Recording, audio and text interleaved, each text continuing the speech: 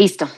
Pues bienvenidas, bienvenides, bienvenidos a este espacio, este círculo de lectura por parte de la Biblioteca Digital Feminista y obviamente la Escuela de Estudios de Género. Estamos muy felices de tener aquí el grupo que vamos a estar compartiendo unos fragmentos en conjunto de este nuevo libro que tengo aquí conmigo. Sí. Que se llama A las patadas, historias del fútbol practicado por mujeres en Colombia desde 1949, de Gabriela Ardila Biela, que también está aquí con nosotros. Que muchas gracias, Gabriela, por estar aquí. Estamos muy felices de poder compartir el espacio contigo.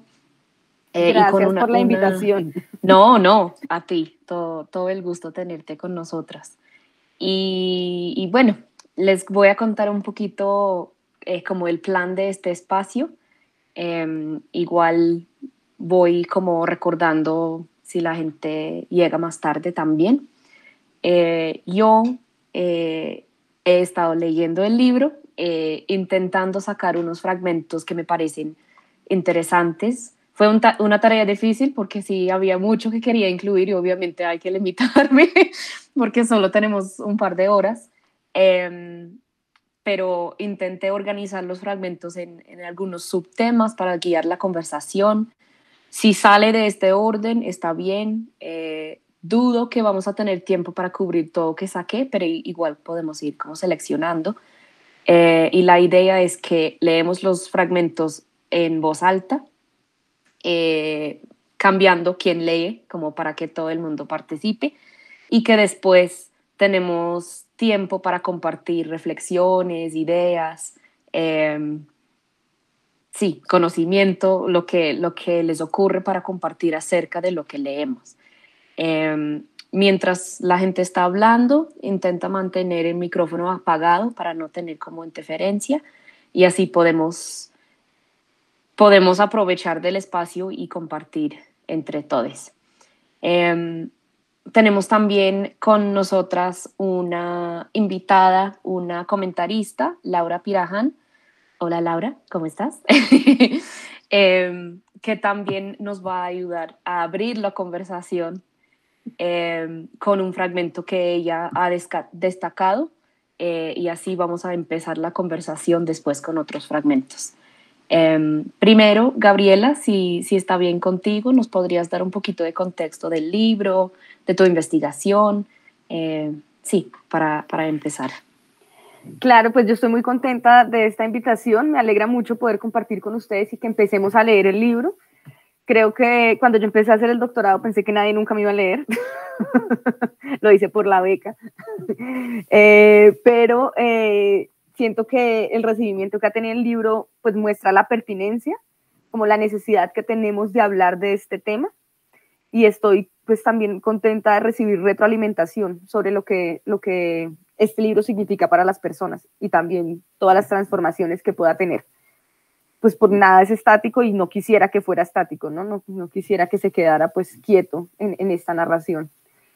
Bueno, yo soy Gabriela Ardila Biela, yo estudié historia, toda mi carrera académica ha sido en Europa y en este momento odio más que nunca a ese mundo académico porque he tenido muchos problemas con mi director de tesis. Sin embargo, yo estudié historia de pregrado, estudié estudios interdisciplinarios latinoamericanos en Alemania también, donde me veían como un interesante objeto de estudio. Por lo cual me vine a Colombia a hacer un año porque no soportaba más estar en Alemania y estuve un año en la Escuela de Estudios de Género y fue maravilloso. Pues ahí conocí a Franklin, a Mara, tuve clases con Ochi y eso fue muy enriquecedor. Y después volví a Colombia ya después de haber terminado la maestría y empecé a trabajar. Y yo buscando trabajo, como todas las personas que buscan trabajo, cogen el trabajo que les dan y me dieron un trabajo en la Universidad de Cundinamarca en Ciencias del Deporte y la Educación Física. Yo no tenía ni idea de historia del deporte, fue difícil porque a pesar de no tener idea, pues quería dar clases buenas, entonces me esforcé un montón por aprender y fue un primer año difícil y cuando ya empezó el segundo año yo dije, bueno, yo tengo algo que aportar acá y es pensarnos una historia amplia, que no sea solamente la historia de los hombres en el deporte, que era el programa que me habían compartido, que sí tenía temas interesantes, sí hablaba de racismo, sí hablaba de clasismo, pero las mujeres parecían no existir en los deportes. Entonces construimos un semillero de investigación con unas estudiantes y un estudiante, que varios, o sea, 2 estudiantes y un estudiante estuvieron en el lanzamiento del libro, que fue muy lindo también verlos, como que estuvieran contentos, que se sintieran como alegres de este suceso, pues porque efectivamente fueron la inspiración. Y en esta investigación, para tratar de tener textos interesantes, encontré como este vacío historiográfico que es difícil, ¿no? Es decir, en general en la academia leemos textos sobre textos y escribimos libros sobre libros, como dice una canción. Entonces encontrar un tema del que se había escrito poco era raro, y para mí fue como un reto, también por la importancia que tiene el fútbol en este país, ¿no? O sea, en este país y en gran parte del mundo, no digo en todo el mundo porque la verdad no sé cómo es la influencia del fútbol en Asia, en África tampoco sé bien cómo es, pero yo sé que en esta parte del mundo, o sea, en América Latina, porque en Estados Unidos y Canadá creo que es distinto, y en Europa, pues el fútbol es un tema, es un deporte de mucha importancia y que se entrecruza con un montón de cuestionamientos sociales y políticos. Entonces, así empecé yo esta investigación sin saber nada de fútbol. Además, es de las primeras frases que digo porque me posiciono en el texto. Yo me posiciono como investigadora. También parto de epistemología, o sea, de reflexiones desde las epistemologías feministas. Y con esa idea de, bueno, yo como académica o becada, ¿qué puedo investigar sobre este tema? Y así empecé a encontrarme con un montón de mujeres que querían contar sus experiencias, y con un montón de reflexiones que yo sentía que podía juntar a estas experiencias, como los análisis históricos sobre la construcción de la nación a partir de la educación pública en el país, de la construcción de los cuerpos normados, ¿no? De la construcción cisnormada de los cuerpos. Y a partir de eso, pues, nace este libro, que es efectivamente una narración, o una narración, no, muchas narraciones, por eso se llama Historias del fútbol practicado por mujeres, muchas narraciones con una perspectiva que busca como nutrirse de análisis feministas de diferente tipo, como para dar una primera idea de cómo podemos contar cómo las mujeres han podido practicar fútbol en Colombia. Entonces, eso fue lo que inspiró. Así llegué y así se pudo dar este libro. Y pues yo estoy contenta de hablarlo con ustedes. Me encantaría. Yo sé que salió hace poco, no es que se haya podido leer mucho, yo ya me lo sé de memoria, obviamente, porque la corrección, quiero decir, es la corrección de estilo de un libro es como 3 veces más que la escritura. Entonces estoy contenta de poder debatirlo. No sé si quieren empezamos de una vez y después pues acá estoy para que debatamos.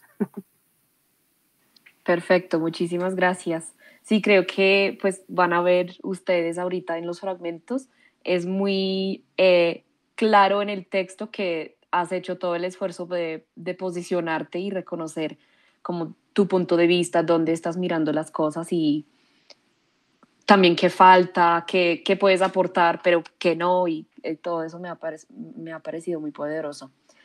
Bueno, voy a pedir que Lady comparta la presentación, empezando con un fragmento que nuestra comentarista Laura Piraján ha elegido, y que Laura, por favor, puedes leernos el fragmento,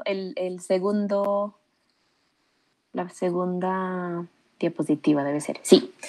Que Laura, sí, por favor, podrías leer a alta voz el fragmento y sí, que tomes la palabra para como compartir con nosotras un poquito de lo que pensaste leyendo el libro acerca del tema. Hola, ¿cómo están? Bueno, en realidad este fue un fragmento compartido con Mili. Entonces, es un pedazo, es un fragmento de una cita que hace Gabriela de unos autores que ella escoge. Entonces voy a leer este fragmento y voy a leer otro pedacito del fragmento de lo que Gabriela escribe a continuación de esa cita. Entonces, abro comillas, las jugadoras brasileñas y mexicanas de los años 1980 a principios de los 2000 recuerdan que se les decía que el fútbol es un caldo de cultivo para el lesbianismo y se les sigue llamando marimachos y zapatoes. Los entrenadores han dado instrucciones a las jugadoras de la selección para que eviten ser vistas con sus novias mientras llevan la camiseta. En el fútbol de hombres, la misoginia y la homofobia también son constantes. La obsesión por las esposas y novias de los deportistas masculinos de alto nivel refleja esta realidad. Cierra comillas, esto es de la página 397. Y luego Gabriela dice, lo trae a Colombia, entonces por eso quiero leer el párrafo que ella pone a continuación. Y dice, en Colombia, como se evidencia en el comentario de Gabriel Camargo, las prácticas que se les atribuyen a los hombres cis se vuelven problemáticas cuando las realizan las mujeres cis. Y el lesbianismo se presenta como un problema del fútbol practicado por mujeres. En el 2019, el presidente de un club profesional recomendaba públicamente no invertir en el fútbol practicado por mujeres, aun cuando obtuviese éxitos, pues las futbolistas se comportaban mal y además hacían de este un espacio de lesbianas. Empezamos con un tema polémico.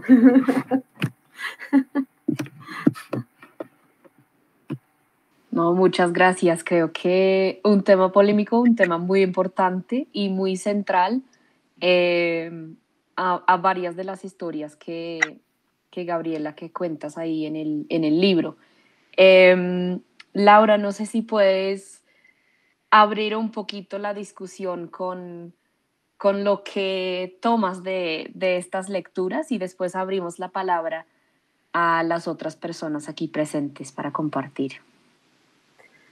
Bueno, pues yo creo que ahí toca un tema súper álgido en el fútbol, ¿no, Gabriela? Algo que es como un tabú, de lo que no se habla mucho, incluso para el fútbol practicado por hombres, no se habla mucho del homosexualismo, de la orientación sexual. Hasta hace poco yo veía que un hombre futbolista salía a declararse oficialmente gay. Y pues en el caso del fútbol practicado por mujeres, yo siento que ha sido un poco distinto por las luchas que han tenido que dar. Es que no sé, han tenido que dar muchas luchas y dentro de esas, el derecho a sentir y a querer, de la forma que se sale de los estereotipos que nos exige la sociedad. Entonces, siento que es un tema muy importante que tú abordas justamente por eso, porque es un tema que ha sido muy tabú. Para las mismas futbolistas siento que también es un tema complicado de hablar, de exponerse, tiene un castigo social, tiene una recriminación social. Y aquí, bueno, aquí en estos autores que tú retomas, pues hablan de 1980, pero tú lo traes a Colombia desde el 2019, cuando este presidente del Club de Deportes Tolima, Gabriel Camargo, dice que eso es un caldo de cultivos, aun cuando acaban de ganar la Copa América, ¿no? La Copa América, la Copa Libertadores, las futbolistas del Deportivo de Tolima. Y dice que no, que eso para qué apoyarlo, que eso es un caldo de cultivos y unas tomatragos y unos marimachos. Entonces la historia se ve muy cerquita, ¿no? O sea, no se ve tan lejano, se ve que todavía está aquí. Y bueno, yo ya no quiero hablar más porque me he extendido. Le quiero dar la palabra a las otras personas, a Gabriela también, pero me parece que es un tema que uno cree que hablar de fútbol es solamente hablar de a veces como de lo que pasa en la cancha. Y hablar de fútbol es de lo que pasa, atraviesa a las jugadoras por fuera de la cancha y en su personalidad, en sus sentires, en lo que son. Muchas gracias, Laura. Veo que Catalina, tienes la mano levantada. Hola, sí, buenas tardes. Muchas gracias por esta invitación, por este momento, sobre todo porque sé que el libro se estaba lanzando hace 8 días en la Filbo. Y hoy ya lo estamos comentando, ya lo estamos leyendo y para mí es muy emocionante. Yo soy rola, pero en este momento vivo en Bucaramanga. De hecho, le estuve preguntando por Instagram a Gabriela si ibas a hacer un lanzamiento acá. Bueno, yo me emocioné un montón porque colocaron de una el lesbianismo en el fútbol, que es un tema súper transversal. Yo quiero contarles a grandes rasgos un poco de quién soy yo. Bueno, futbolista, súper aficionada. Empecé a jugar, bueno, futbolista a ratos, ¿no? Porque siempre todo el mundo te está diciendo que eso no está bien, ¿no? En el colegio de niñas, si tú eres la que juega fútbol, entonces eres fijo la lesbiana, la que quiere pervertir a las otras, etcétera.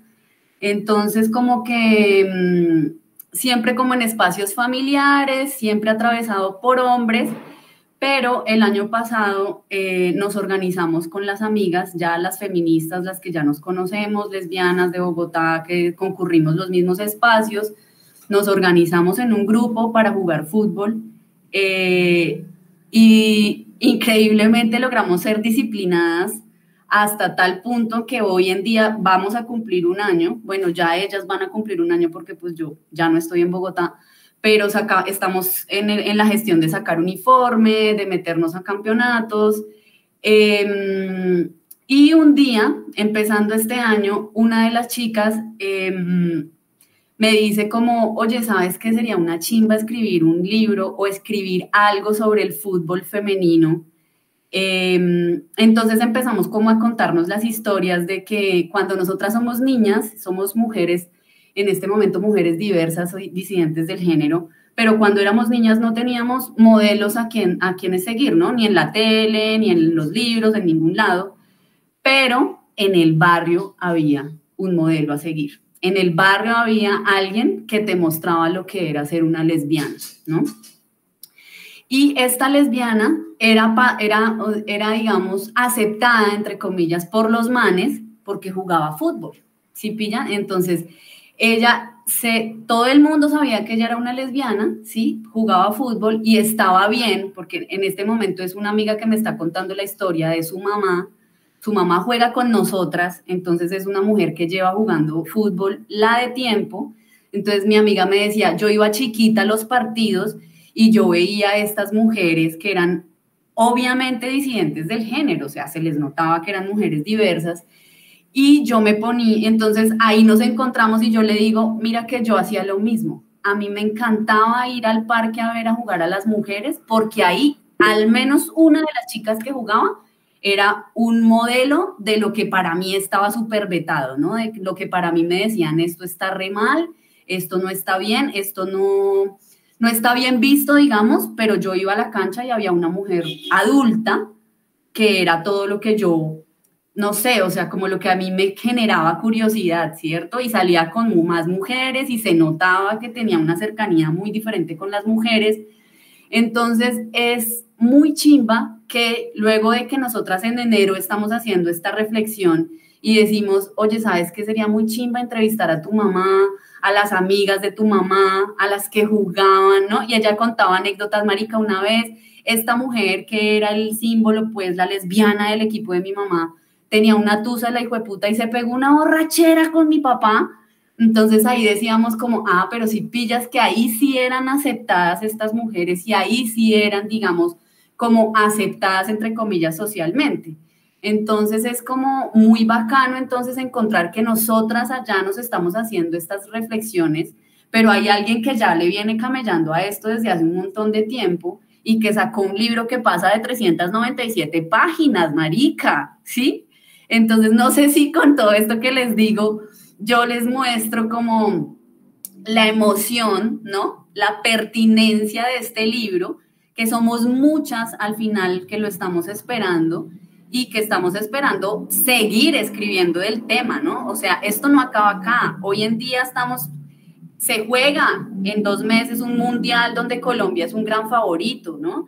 En este momento tenemos ya futbolistas que están jugando en el extranjero como Linda Caicedo, que según lo que dicen, no lo sé claramente, es una persona abiertamente LGBT. Entonces, Pues nada, yo creo que esto son conversaciones muy pertinentes.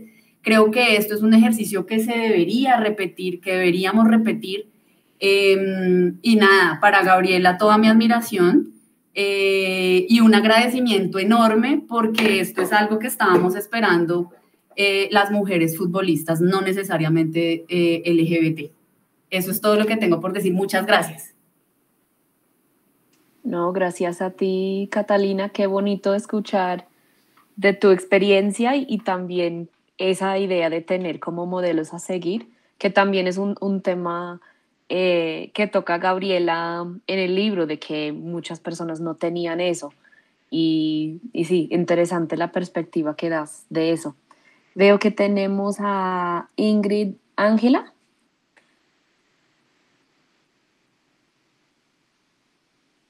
Ingrid Ángel, qué pena.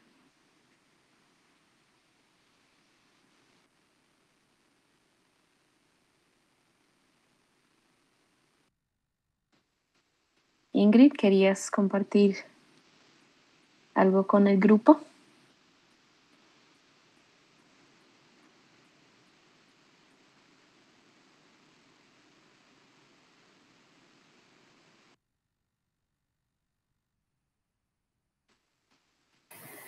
No sé si mientras Ingrid prende el micrófono, allá.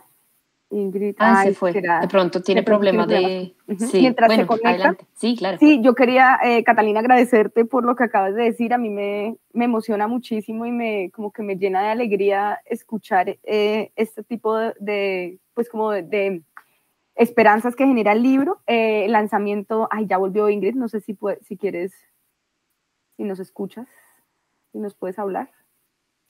Hola. Sí, dale. Hola, sí. Yo ahorita hablo.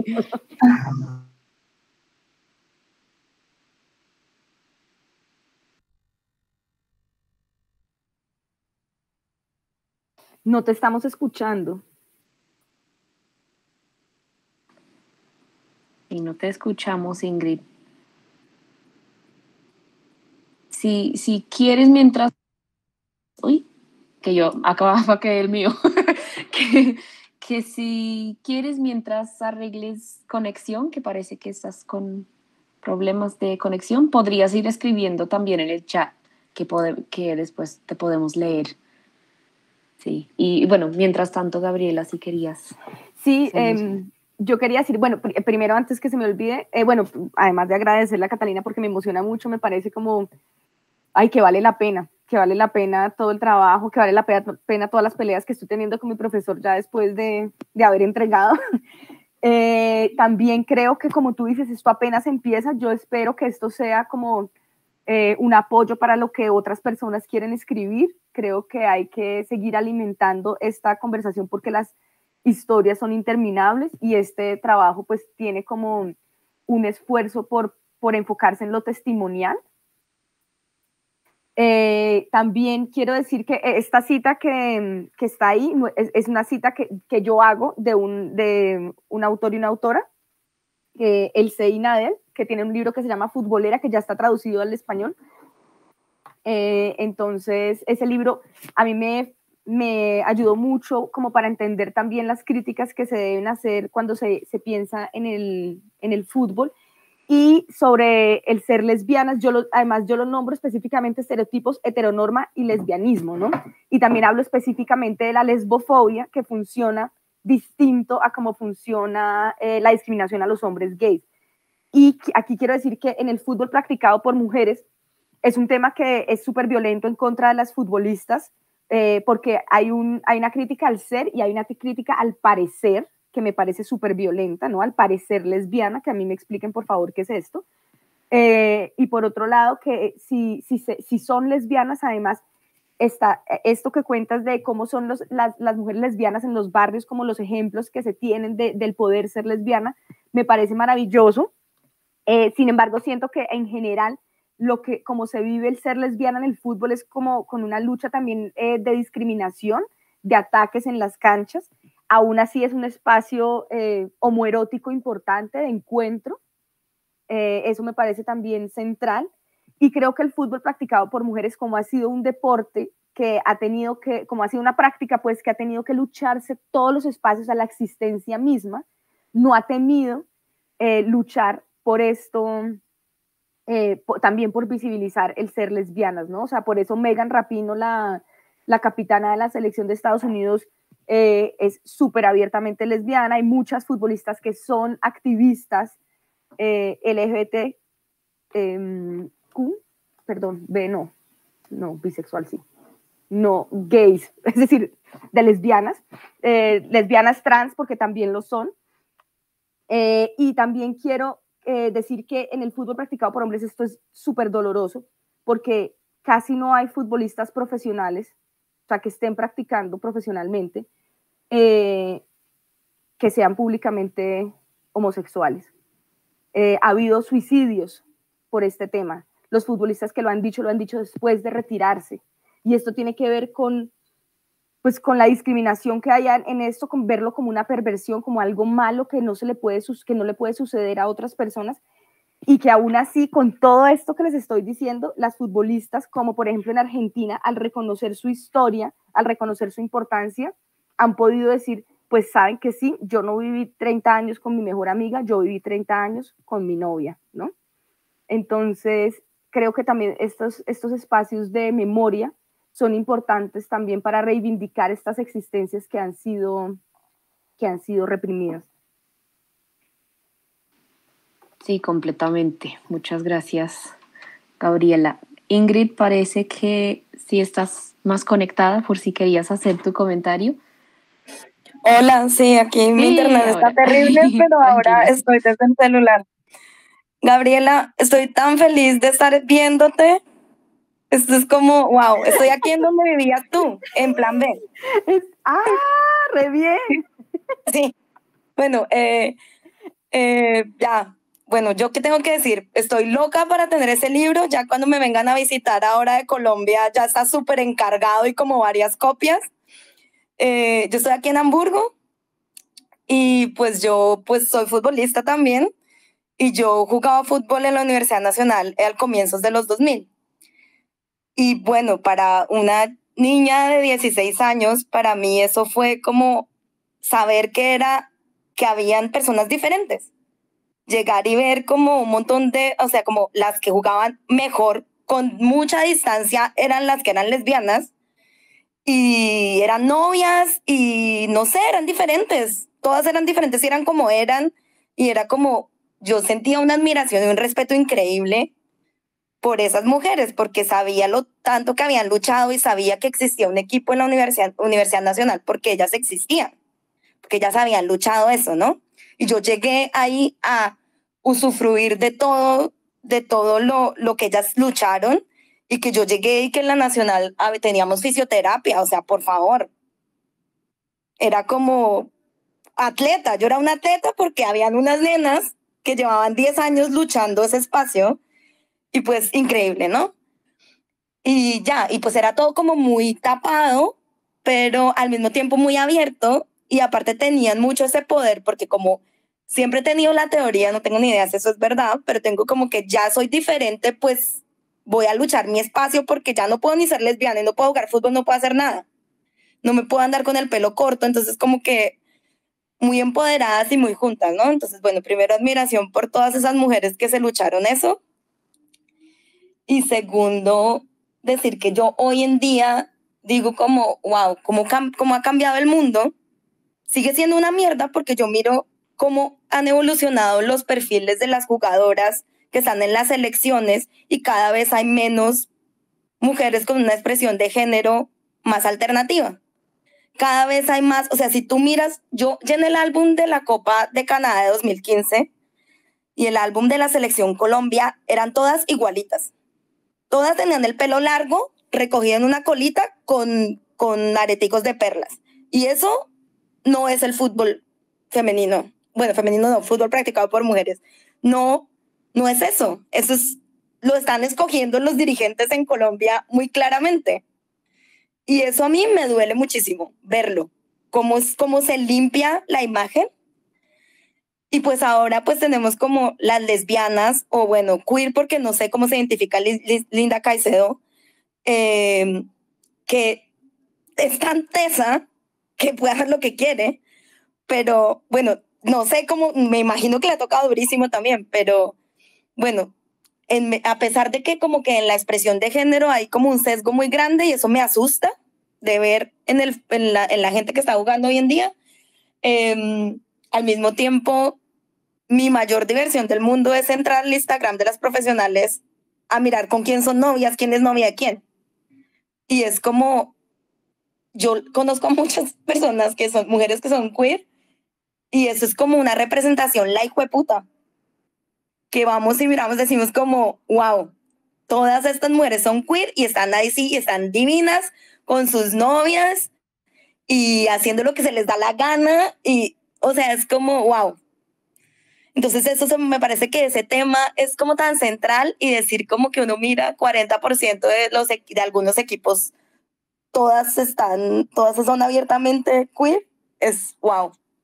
Digo, solo veo mejoras y creo que al final vamos a tomar esto en la discusión, es que no es el camino seguir lo que hace la FIFA, pero bueno, para allá vamos.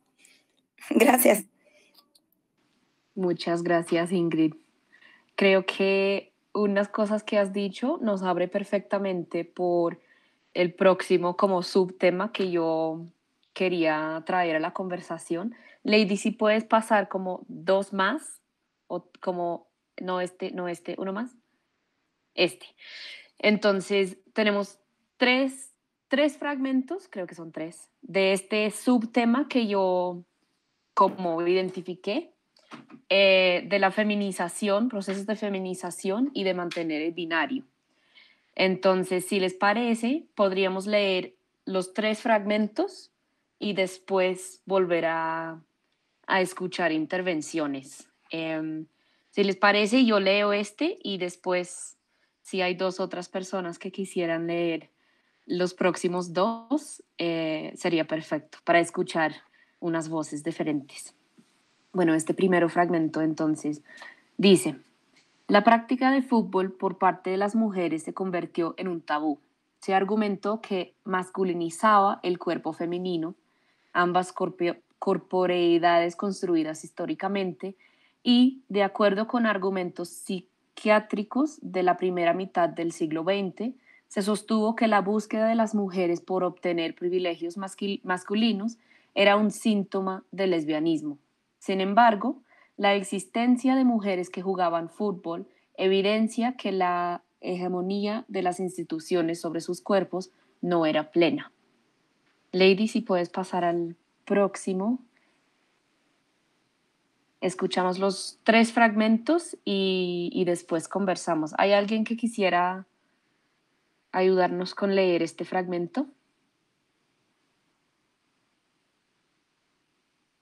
¿Alguien se anima?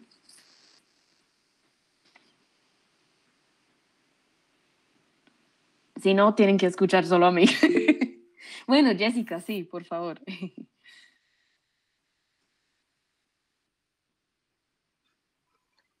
Esta discusión se enmarca en análisis realizados al comienzo de este libro sobre la construcción binaria de los cuerpos, el control específico sobre los cuerpos de las personas con presunta capacidad gestante construidas como mujeres y la heteronorma. Bueno, Rial recuerda que la Federación Paulista de Fútbol anunció públicamente que las jugadoras debían cumplir con estereotipos de feminidad, tener pelo largo, usar maquillaje y aprender a expresarse en los medios de comunicación. Tanto los hombres cis que se atreven a cuestionar estereotipos de virilidad como las mujeres cis que contradicen el mandato de la feminidad hegemónica son puestos bajo la mira y atacados. Las personas trans, por su parte, son violentamente negadas. Muchas gracias, Jessica. Hay un fragmento más en este como grupito. Si alguien más quisiera leer. Lady, si puedes pasar a la próxima diapositiva. Sí, alguien. Alejandra, sí, por favor. En la primera década de este siglo, Juliana jugó fútbol con con una persona cuya identidad de género no era hegemónica. Ella recuerda que esta persona no era aceptada abiertamente, que no se le permitía dar entrevistas, pero en el espacio de práctica la llamaban como pedía y se le reconocía y respetaba su identidad. Hoy en día sigue siendo difícil encontrar, por lo menos en los equipos nacionales, personas con identidades no binarias. En Bogotá hay actividades que trabajan en el fútbol trans incluyente como la corporación Casa de los. Estas colectividades son fundamentales para el libre desarrollo de las personas y muestran el interés de las disidencias por practicar fútbol. Muchas gracias a las dos que leyeron. Pues yo decidí unir estos fragmentos, estos temas, porque me parecen también que vinculan con lo que hemos ido hablando de la sexualidad, pero específicamente un control sobre los cuerpos y las expresiones de los cuerpos y de la identidad. Por eso. Yo no tenía mucho conocimiento acerca del fútbol antes de empezar a leer el libro, y yo estaba algo impactada cuando leí sobre las restricciones impuestas de incluso como corte de pelo, maquillaje, y creo que es un punto muy importante para discutir no solo este caso, pero en general como históricamente estas mujeres han sido limitadas en sus expresiones de identidad o de cómo quieren ser. No sé si alguien quisiera comentar algo, preguntar algo, opinar algo acerca de esta selección de fragmentos.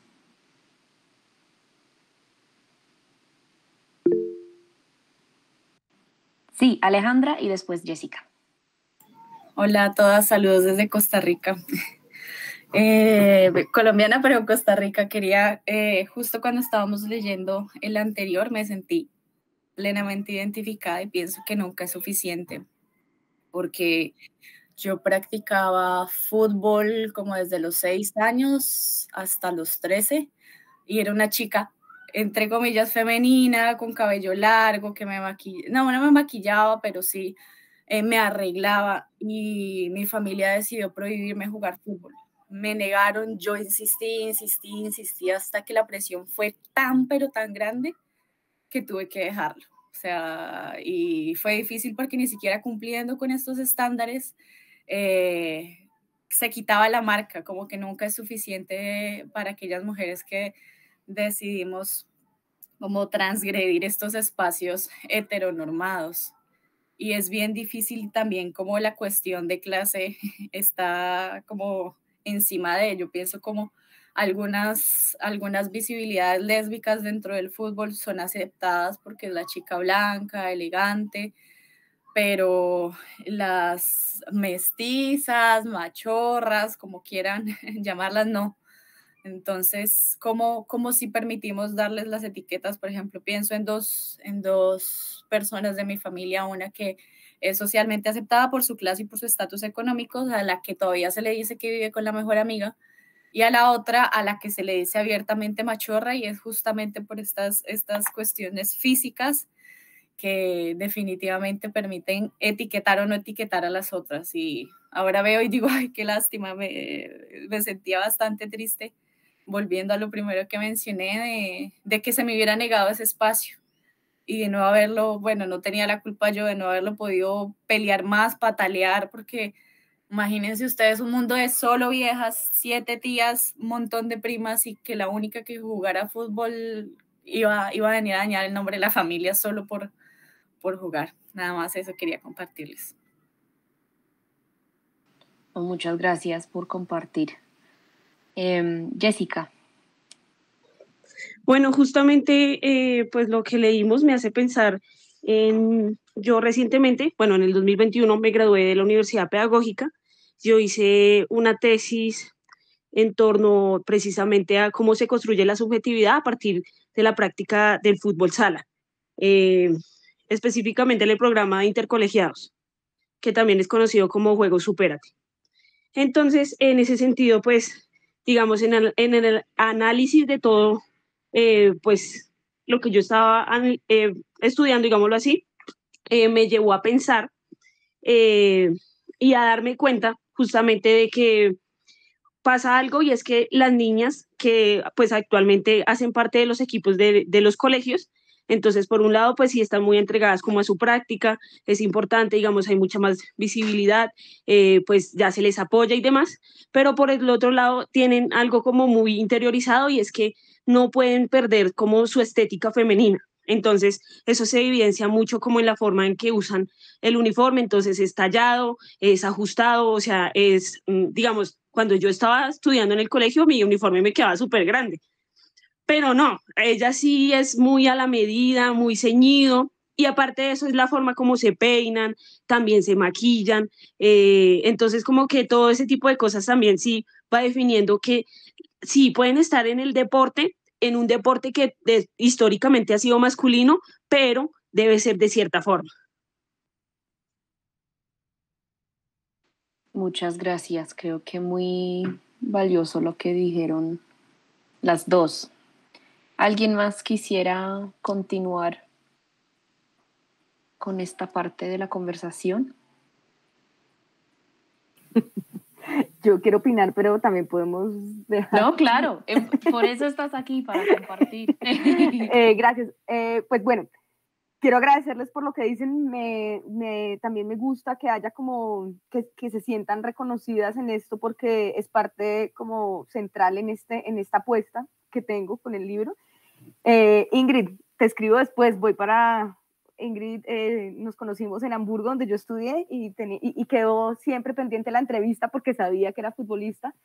Y efectivamente lo que Ingrid cuenta de la Universidad Nacional y los espacios que se abrieron y se cerraron es parte central de la narrativa de este libro.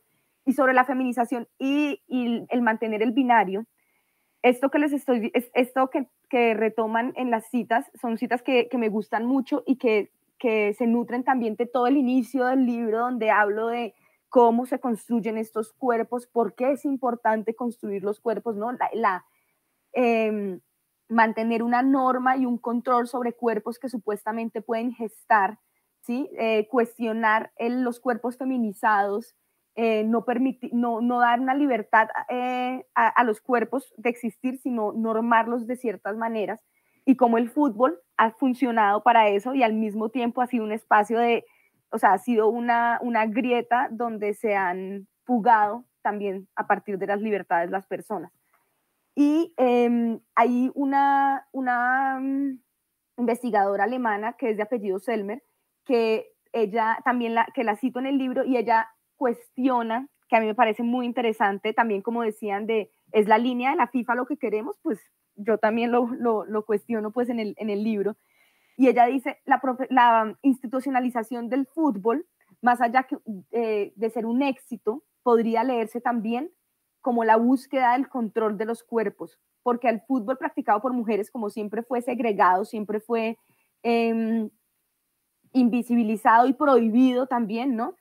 Lo que hizo fue que se construyó un espacio muy fuerte y seguro de personas que lo estaban practicando a pesar de, ¿no? A pesar de las instituciones lograron practicarlo, construyendo a partir de la autogestión, de la solidaridad, del apoyo mutuo, todas características poco positivas en el capitalismo en el que vivimos, ¿no?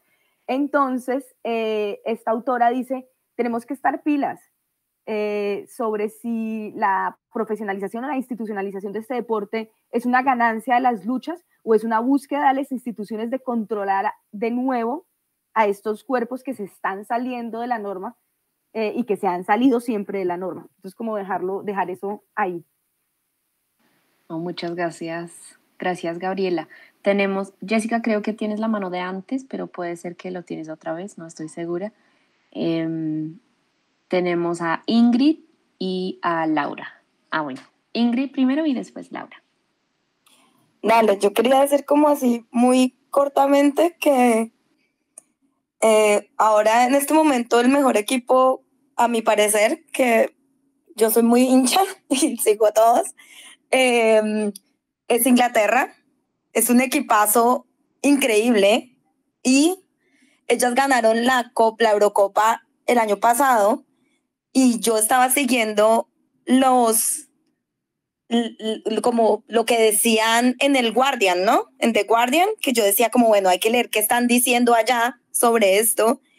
Y leí un artículo que yo creo, o sea, yo no sé cómo hice para no vomitar del asco que me dio, de que hablaban que cómo era de lindo que hubiera como todas, como que estuvieran todas peinadas igual, como que todas fueran como rubias con una cola de caballo alto y no sé qué.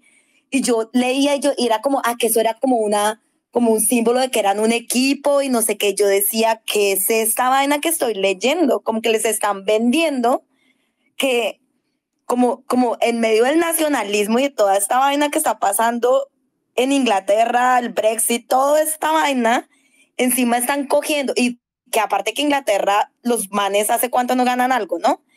Y entonces las están cogiendo ahora a ellas y las están vendiendo como un producto como de la mujer, como, vale, estamos como avanzando y ahora están en sus espacios, pero mírenlas como están todas lindas, peinaditas igual. O sea, es que es muy peligroso.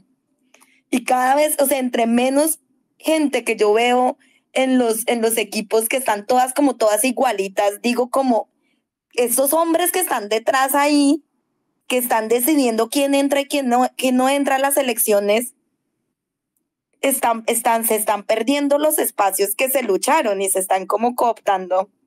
Entonces sí, eso me parece como una historia de terror. No, completo. Y como pues británica, siento un poquito vergüenza, pero completamente. Yo recuerdo cuando salieron este tipo de noticias y estaba, sí, tanta rabia que tiene que ser presentada así en vez de realmente celebrar los logros de estas mujeres. Bueno, Laura. Pues yo les escuchaba y me acuerdo también de una parte en la que Gabriela también dice que estos cuerpos que están siendo controlados también hacen parte de un escenario de resistencia. Creo que no lo estoy diciendo muy bien, pero eso me gusta mucho porque también es como en este escenario los mismos cuerpos que intentan controlar asumen, o lo veo yo así, un papel de resistencia al estar ahí, al presentarse ahí, al ocupar un espacio, al decir, es que esto también, de esto también hacemos parte y también pertenecemos aquí. Y eso me parece súper interesante. De pronto, Gabriela, si no lo quieras contar un poquito más sobre las resistencias de los cuerpos, de las diferentes formas. Yo, escuchándoles, recuerdo, pensaba mucho en Marta da Silva, la brasilera, porque ella sale a sus partidos con el labial rojo. Y eso a mí me parece algo muy interesante, que yo cuando la empecé a ver me llamaba mucho ella es grandiosa, ella es espectacular, y salía con el colorete rojo, y yo no recuerdo muchos futbolistas que hagan eso, y busqué en internet y ella decía que esa era como una forma de resistencia y de decir, yo salgo a la cancha y lo doy todo, y dejo todo en la cancha, y como con ese rojo de esa pasión. Ella es abiertamente lesbiana también. Pienso en una Megan Rapinoe también, que es abiertamente lesbiana, que le dice al presidente Trump que no irá a la maldita Casa Blanca, pero ella en su ser también tiene una estética muy propia, o sea, es una estética muy fashionista. Digamos que cuando ganaron el mundial todas estaban muy fashionistas, por decirlo también. Entonces, yo siento que también las presencias pueden ser distintas y pueden ser diversas, ¿no? Y no tienen como que limitarse a una sola forma de presentarse o de juzgar de por qué se están presentando de cierta forma, porque siento que hay como muchas formas detrás de eso. No sé, Gabriela, si quieras hablar un poquito del tema. Sí, no sé si hay más manos levantadas. Listo. No, por ahora no. Vale, pues claro, a mí me parece que se junta con lo que estábamos diciendo antes sobre cómo la institucionalización y estos espacios que está dando la FIFA también están tomándose el poder de decidir quién puede participar y quién no. A mí Marta me parece súper interesante también porque es muy buena jugadora, es como icónica, ha ganado el Balón de Oro, o sea, ha sido como muy buena, ha metido más goles que quién sabe cuáles jugadores brasileros, y aún así gana, pero millones de dólares menos, millones y millones de dólares menos. Y yo sí creo que a mí lo que me interesa es cuestionar que se homogenicen los cuerpos, no cuestionar los cuerpos mismos de las jugadoras. O sea, como que a mí también me parece rarísimo que lo del labial, también leí lo que ella decía, como yo salgo a la cancha y yo no sé qué marca de labial usa porque no le ha hecho propaganda, pero no se le quita, ¿no? Como que me encantaría saber cuál es.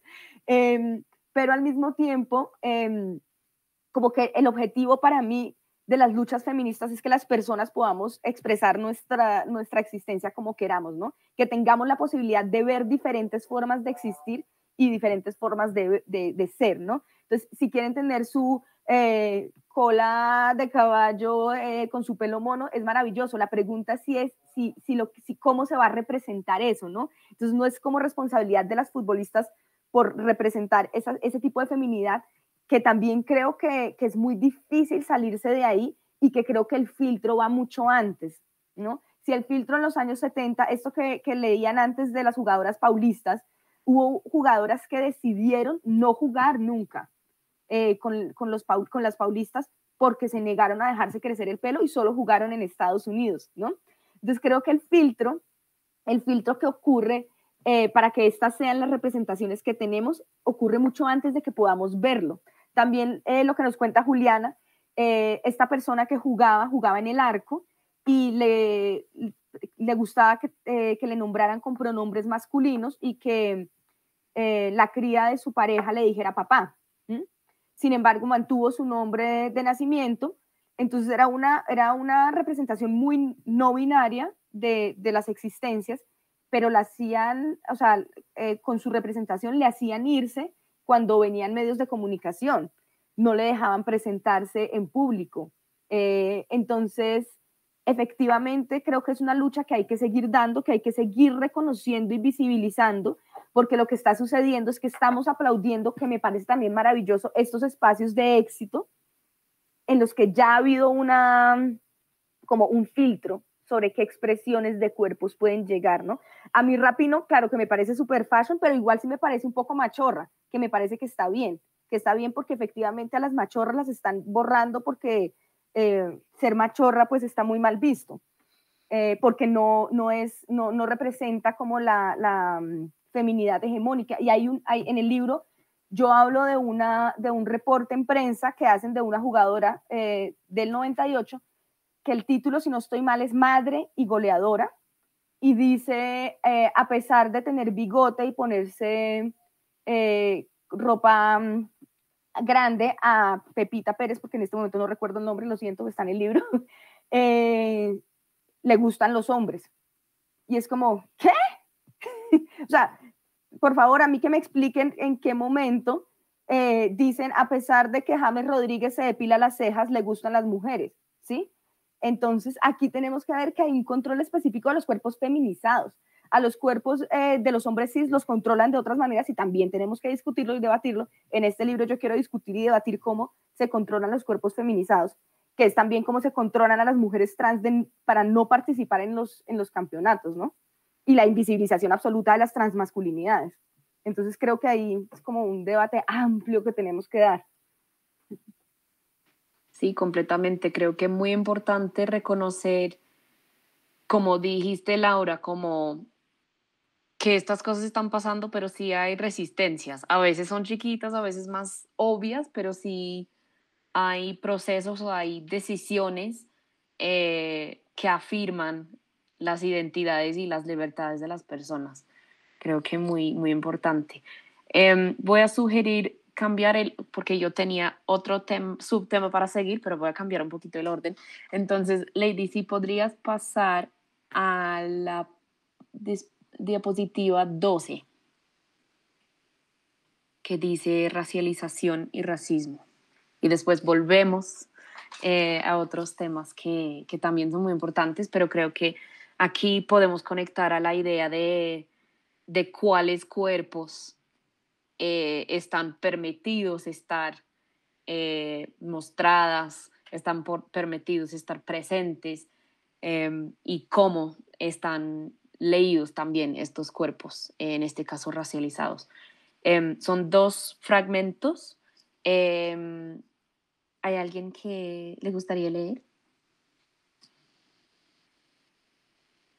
Hola, buenas tardes. Sí, a mí me gustaría leer. Yo tengo el libro, entonces sí, me puedes recordar la página. Sí. Página 406. Listas. Empieza entre los reportajes hasta muestra del racismo. Pues corté una parte en la mitad, pero puedes seguir si quieres. Dale, listo. Entre los reportajes de principios de los 70 hay artículos que describen a Magali Salgado como una morocha que juega muy bien y que la apodan la Pelé colombiana. Acá hay una racialización de esta jugadora y aunque se la compara con uno de los mejores jugadores de la época, también negro, queda la pregunta de cuál era la necesidad de racializarla, a diferencia de las otras jugadoras que no eran vistas como negras. En las entrevistas, algunas jugadoras hablaron de compañeras negras con las que jugaron.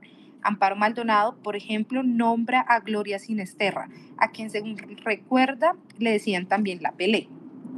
Esto sucedió en Cali en la misma época en que Magali Salgado recibió el apodo, lo cual permite entrever una homogenización de las futbolistas negras. Se puede hacer un seguimiento de eso en los reportajes de El País. En 1971 se afirmó que la Pelé colombiana era Luz Marina Angulo, del equipo Águila Roja. Luego, en otro artículo, se habló de la Pelé número 2. No llamar a las jugadoras por sus nombres y ponerles un apodo genérico por ser negras es muestra de racismo. Muchas gracias, Natalia. Leemos el próximo fragmento y después volvemos a conversar estas ideas. ¿Alguien más que quisiera leer? Milena, sí, por favor. Por otro lado, aunque es posible reconocer que en la primera selección nacional hubo 2 mujeres negras, no pude establecer contacto con ellas a través de otras entrevistadas. El racismo estructural hace que las personas vistas desde afuera como negras o indígenas no habiten los mismos espacios de aquellas que son leídas como blancas. Esta puede ser la razón de que las jugadoras que entrevisté no tengan relación con jugadoras racializadas como negras o indígenas. Las fotografías existentes de diferentes equipos de mujeres permiten evidenciar un progresivo blanqueamiento en las formaciones a lo largo de los años, aunque en principio podían contarse varias mujeres racializadas como negras en cada imagen, a medida que avanza el tiempo comienzan a desaparecer. Muchas gracias. Pues como dije, creo que estos 2 fragmentos son buenos para seguir la conversación sobre el control de los cuerpos y cómo vemos a los cuerpos feminizados en este contexto. ¿Alguien quisiera comentar acerca de este subtema?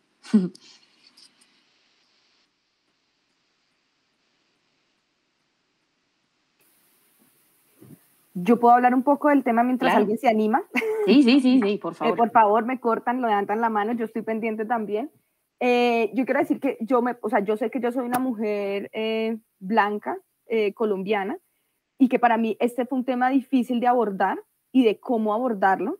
Sin embargo, creo que muchas veces las personas blancas optamos por decir, no, es que como yo soy blanca, mejor no digo nada, y al final eso termina siendo pues jugarle el juego al racismo, y yo no estoy dispuesta a hacerlo. Entonces yo estoy dispuesta a que pongamos el tema, lo debatamos, que yo me equivoque y se transforme lo que está ahí escrito. Me parece maravilloso, pero yo no lo quería dejar sin nombrar, porque a mí sí me llamó muchísimo la atención esta homogenización con el nombre de la Pelé colombiana, la Pelé 2. Esto no sucede con ninguna jugadora blanca, ¿no? A ninguna la llaman la Kun 1 y la Kun 2, o qué sé yo, qué nombre de jugadores famosos, ni la Maradona 1 o la Maradona 2, ¿sí?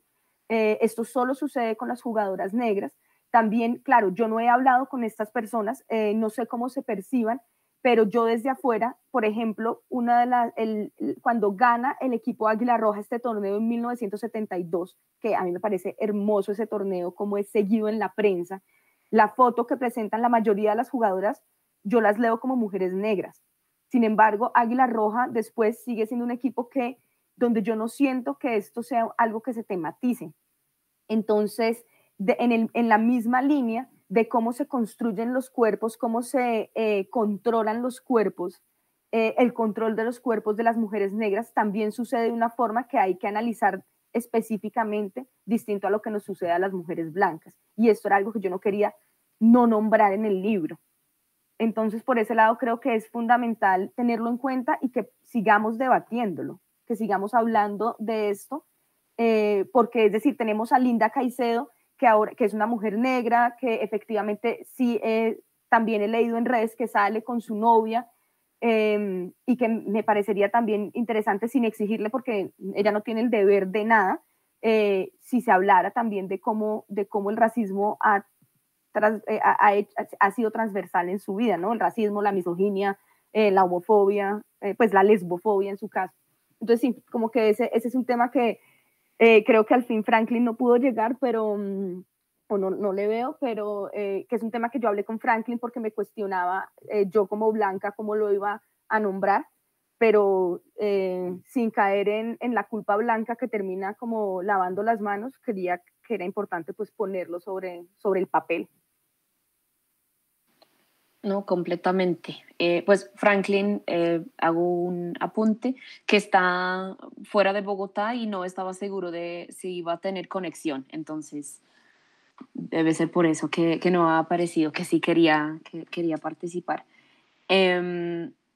Creo que es muy importante también lo que dices de, pues no era como el primer enfoque de tu trabajo, no era algo que necesariamente escuchabas en las entrevistas, pero que igual te parecía importante como anotarla, porque a veces cuando no aparece, esa es la parte importante, como que el tema queda como no nombrado, eso también dice algo.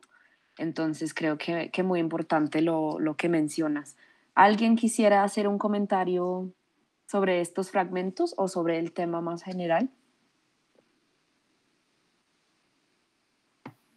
Bueno, a mí también me parece un poco complicado hablar del tema desde ser una mujer blanca, mestiza, pero sí me llama la atención, de pronto es como dónde están esas mujeres deportistas, futbolistas negras. Linda Caicedo pues es una crack y es como un talento extremo, fuera de lo común, y está donde está hoy por eso. Pero deben haber muchas futbolistas negras que no sabemos no sabemos dónde están porque no las tenemos, no sé, en una liga profesional tanto como unas mujeres blancas, o no están tanto en la selección Colombia, porque la mayor parte de las que conforman la selección y la liga son mujeres blancas. Entonces yo creo que para mí la reflexión es de pronto dónde están esas mujeres negras y por qué no tenemos una mayor representación, así como en nuestros salones de clase, así como en el trabajo, así como en tantos espacios, no lo tenemos en el fútbol. Yo no sé, y eso es algo que lo pienso, si tenga que ver algo también con la clase social, pues de pronto para ti, no sé, Gabriela, cómo lo viste, pero yo siento que de todas maneras se tiene que tener cierto nivel económico para poder seguir en el fútbol, no en todos los casos, y eso de pronto lo podrías hablar, y un apoyo también de las familias con ciertos recursos para poder jugar. No sé si también se crucen como esas discriminaciones también con la clase social, los recursos, las posibilidades de avanzar, o sea también una discriminación claramente por ser negras y no ser admitidas en un equipo. No lo sé, yo ahí concuerdo contigo, creo que hay como que meterle más escudriñar un poquito más al tema. Eso, bien, Ingrid. Yo no recuerdo en este momento exactamente quién hizo ese estudio, pero pues en Estados Unidos hay un análisis sobre eso, porque está muy claro que, o sea, como parecido, como al principio era como más diverso, eran los equipos más diversos, y se fueron blanqueando mucho los equipos en Estados Unidos y como que alguien hizo, no sé exactamente, no tengo ni idea dónde leí esto, pero sí, como que al final se encontraron que las distancias, o sea, tienes que tener como una soccer mom que te lleva a los entrenamientos, a los partidos. Entonces esto combinado con el racismo estructural en Estados Unidos y la exclusión histórica de la propiedad y todo lo demás, pues habían terminado, por lo menos en Estados Unidos, de excluyendo a muchos grupos, también a Latinx y todo lo demás. Entonces, pues no sé exactamente dónde estará eso, pero por ahí en Estados Unidos por lo menos hay como un análisis de eso. Sí, efectivamente, es decir, yo creo que se entrecruzan muchos temas, pero no solamente se entrecruzan temas, yo también creo que es racismo estructural, racismo puro y duro, independientemente de la clase social. Sin embargo, la pregunta sobre la clase, en las regiones, yo hablo de las historias del fútbol practicado por mujeres en Colombia, quiero aquí decir muy abiertamente, yo investigué en Cali, Medellín, Bucaramanga y Bogotá. También por eso va a haber lanzamientos en Cali, Medellín y Bucaramanga. Y porque pues, también soy de Bucaramanga, entonces no puedo no hacerlo allá, el regionalismo de este país, no mentiras. Pero entonces la cuestión de clases sí se diferencia en cuanto a las regiones. En Bogotá, cuando hablo de clasismo, porque también hablo específicamente de clasismo en el trabajo, en Bogotá se veía que muchos colegios privados eran los que estaban como, pues como llevando adelante esto porque tenían las canchas, porque tenían también como la relación con Estados Unidos y como en Estados Unidos el soccer, ¿no? Este fútbol sí es de mujeres, entonces pues ahí había como una relación más grande. Sin embargo, en Medellín, Cali, Bucaramanga, el fútbol practicado por mujeres es evidentemente un deporte callejero, popular. Las mujeres, para las mujeres que yo entrevisté, la universidad no es el centro de esta práctica deportiva como para muchas en Bogotá. Y yo creo que no, o sea, que efectivamente el fútbol es un deporte tan popular porque se puede. Y aquí yo hablo principalmente e investigo principalmente de fútbol 11, que esto es algo que antes decía siempre al principio, ahora olvidé porque también la compañera que dijo que ha trabajado sobre fútbol sala, son investigaciones, o sea, es un deporte que en general es barato, se puede usar, se mezcla, ¿no? Entre menos jugadoras, canchas más pequeñas. Yo trabajo principalmente fútbol 11. Para fútbol 11, claro que se necesitan ciertas cosas como el acceso a la cancha, ¿cierto? Sin embargo, las que jugaron y las que lograron pues practicar este deporte venían de clases populares que estaban jugando en la calle, que no estaban jugando pues en un estadio, pero que se estaban formando técnica y tácticamente para jugar fútbol 11. Entonces yo creo que el tema del racismo obviamente se entrecruza con el clasismo y con como el racismo también es una exclusión económica, o sea, sucede también para las personas que las excluyen económicamente. Aún así, creo que hay que tener una perspectiva específica sobre esto, que tenga la clase en cuenta, pero que también tenga en cuenta que no sabemos si estas jugadoras que eran llamadas indiscriminadamente la Pelé colombiana, qué clase social tenían, y aún así eran homogeneizadas, ¿no? Entonces, por ese lado, creo que necesitamos hablarlo, necesitamos entrevistar a las futbolistas negras y hablar con ellas de sus experiencias.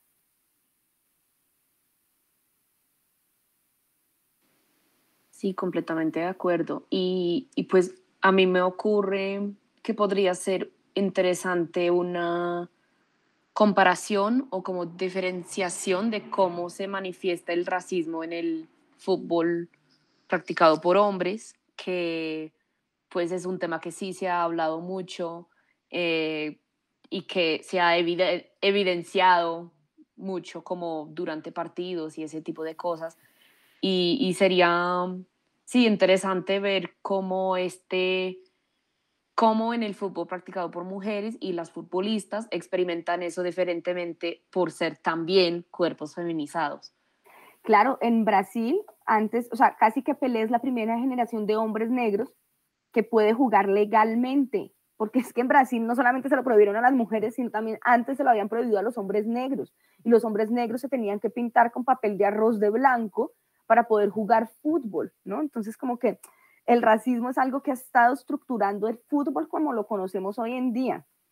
Entonces es fundamental hablar del tema, y un estudio comparado me parece fundamental. Tenemos que empezar a hacer estudios focales sobre estos temas, porque abordar todo de un solo totazo es muy difícil, pero también pero hay que hacerlo, ¿no? O sea, hay que empezar a abordar estos temas, empezar a seguirlo, ¿no? Empezar no porque esto se ha hecho, hay que seguirlo.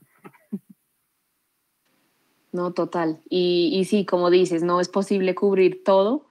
Obviamente se cruzan elementos de todo. Siempre habrán puntos de encuentro entre las opresiones y entre las experiencias, pero sí, sí sería valioso es como seguir con esos puntos más específicos. Bueno, Laura, querías... Ay, prendió tu micrófono un momento. No, solo que me parecía curioso como en ciertos casos eso de que son negros o negras ya no importa, ¿no? Entonces, como eres tan buen jugador, ya, bueno, entra en el equipo Pelé porque vale la pena, porque así seas negro, juegas muy bien.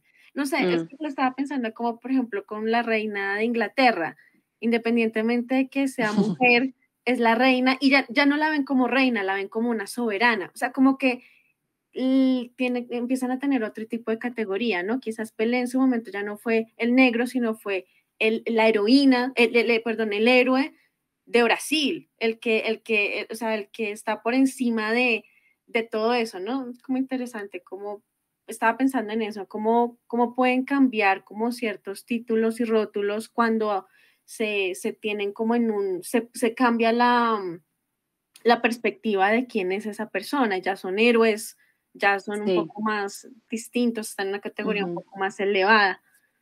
Pero bueno, eso era algo que estaba pensando mientras hablaba Gabriela. No, eso, pues antes de cambiar de subtema, eso me recuerda, ahora que Laura menciona a la reina de Inglaterra, que como dije, soy británica, y recuerdo que pues ha pasado en muchos momentos, pero específicamente recuerdo en el último mundial de fútbol masculino, jugado por hombres, había un proceso de hacer héroes de algunos jugadores del equipo de Inglaterra, que eran como los que más hicieron goles, no sé, como el vocabulario de fútbol todavía me escapa, pero que eran como los mejores del equipo y eran los héroes y son hombres negros. Pero cuando llegaron a un semifinal o algo así y tocaba penalty y perdieron, instantáneamente cambió todo el discurso. Ya no eran héroes del fútbol inglés, sino que eran racializados y criticados y como demonizados. Entonces me parece muy, muy poderoso lo que dice Laura. Si no hay otro comentario acerca de este tema, sugiero, Lady, si puedes volver ahora a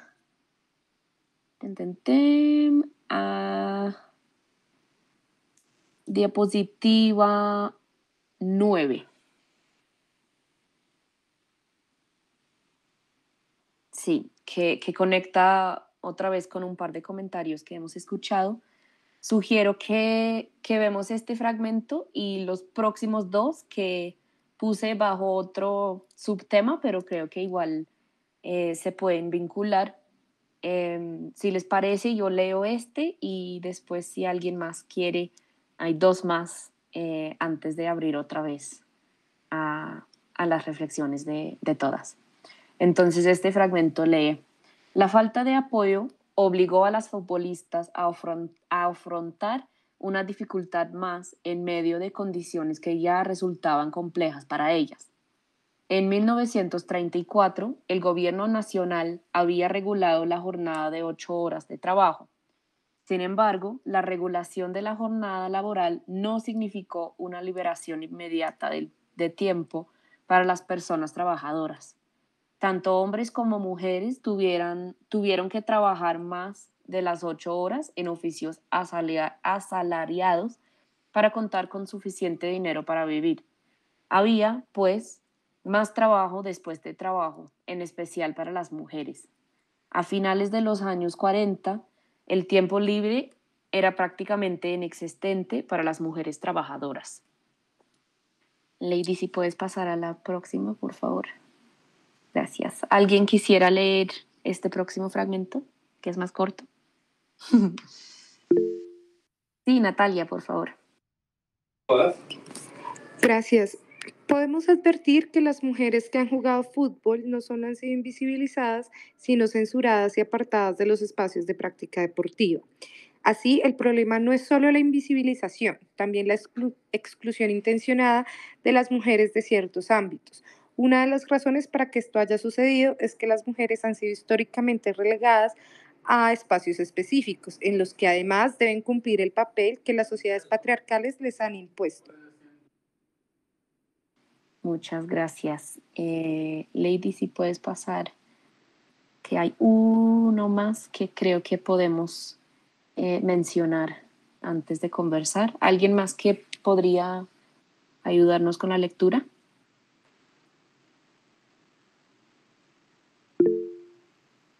Sí, Milena, gracias.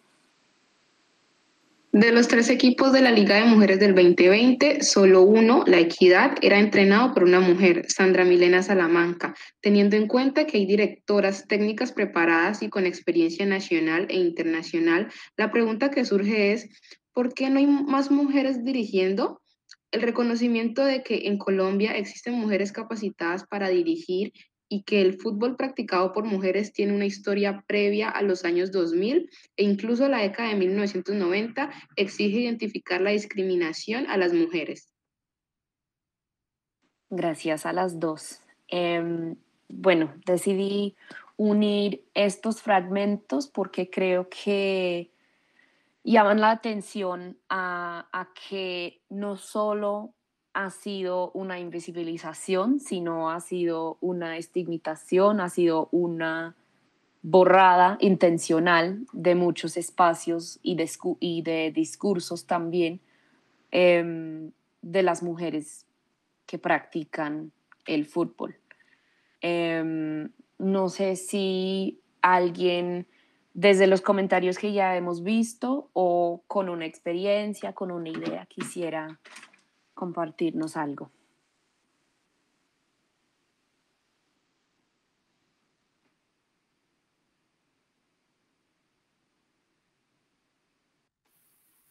Yo puedo hablar siempre, ¿no? Pero me gusta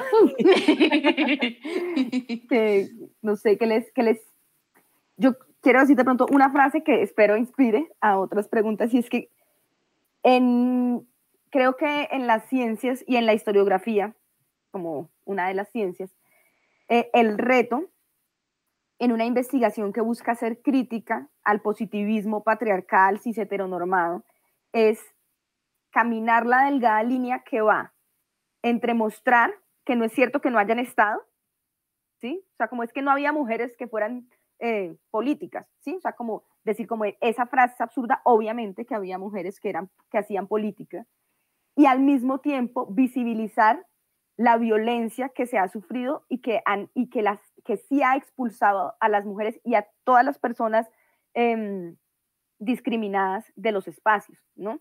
Entonces, como que a mí me molesta siempre que dicen, no, es que no había mujeres, y es como, siempre ha habido mujeres. Catalina, por favor. Ay, no, quería que terminaras de hablar. No, es que solo quería decir eso, como que es esa línea en la que se camina de mostrar que sí hay una búsqueda por excluir a las personas, sin decir, y entonces por eso no había personas haciendo esto o aquello, que es difícil, porque es una línea muy delgada, donde después podemos decir, ay, bueno, la verdad las mujeres lo que han sufrido es que no se ha mostrado lo que han hecho, pero ya se han podido hacer de todo, ¿no? Es como, sí y no. Eso quería decir, Catalina. Ahora sí, cuenta qué querías proponer. Pues va un poco hacia allá también, un poco, o sea, esto está claro, todas lo sabemos. Siempre han habido mujeres haciéndolo y han habido hombres queriendo taparlas y que no se sepa lo que se está haciendo, ¿cierto? Yo venía también un poco más con un mensaje más de motivación. Resulta que en noviembre del año pasado estuve en Uruguay, en Montevideo, en un encuentro de disidencias del género de la Via Yala, y allá, obviamente, Uruguay, el sur, ustedes saben, el fútbol es el desayuno, marica, o sea, el fútbol es una cosa súper, súper importante y obviamente las mujeres no estamos excluidas de esto, ¿no? Entonces, pues tuve la oportunidad de parcharme allá con varias colectivas feministas de mujeres abiertamente lesbianas que influyen en el fútbol, que tienen escuelas de fútbol para niñas, que hacen un montón de cosas y que yo decía, esto en Colombia es imposible, marica. Una profesora lesbiana es criticada por los papás de sus estudiantes, ¿sí? La lesbofobia en este caso está súper interiorizada y súper normalizada, ¿no? Como para que una persona te diga como que no puedes estar en contacto con un niño simplemente por ser lesbiana, ¿no? Entonces, el mensaje que a mí me quedó de estar allá con estas mujeres, además que les estoy hablando de la Via Yala, o sea, desde México hasta la punta de la Argentina, éramos 400 mujeres, personas disidentes del género, y en el parche que estuvimos hablando de fútbol éramos más o menos unas 25, ¿no? Y la conclusión, porque también hablamos un poco de cómo estamos invisibilizadas las mujeres en estos espacios, tanto que, por ejemplo, los partidos del año pasado de la Selección Colombia los narraba Caracol y estaba Javier Hernández diciendo estupideces como, ¿y qué pasa si vestimos a Linda de hombre y la metemos en la Selección Colombia? ¿Sí? Y era como, ¿quién putas es este man, sí, que viene a decir esto? ¿Dónde están las mujeres comentaristas de fútbol? Las hay, parce. ¿Dónde están? Porque Caracol no le apuesta con toda al fútbol femenino, como en algún momento, no sé, lo hizo Señal Colombia con el ciclismo y trajo a Goga, por ejemplo, a comentar, una mujer que sabe un montón de ciclismo y que la puso por encima, por ejemplo, de este man campeón de ciclismo paisa que comenta a veces en las carreras o en los tours de Francia. Entonces, ¿por qué no lo está haciendo? Claro, Señal Colombia, que tiene, digamos, como un mandato, tiene que cumplir las normas, ¿no?, de género y todas estas vueltas nacionales. Al final, en algún momento, cuando hubo partidos de la Selección Colombia, había una mujer comentando y era una mujer a la que el narrador le decía profe, ¿sí? Entonces, sí hay, parce, sí existimos y los hombres sí pueden incluirnos en estos espacios. Lo que pasa es que a veces yo creo un poco, y a eso era lo que les decía, la motivación, es, jueputa, hay que tomarnos esos espacios, ¿sí? Hay que meternos y decir, venga, yo le comento, ¿sí? Déjeme comentarle un partido y usted mira a ver qué pasa, ¿sí?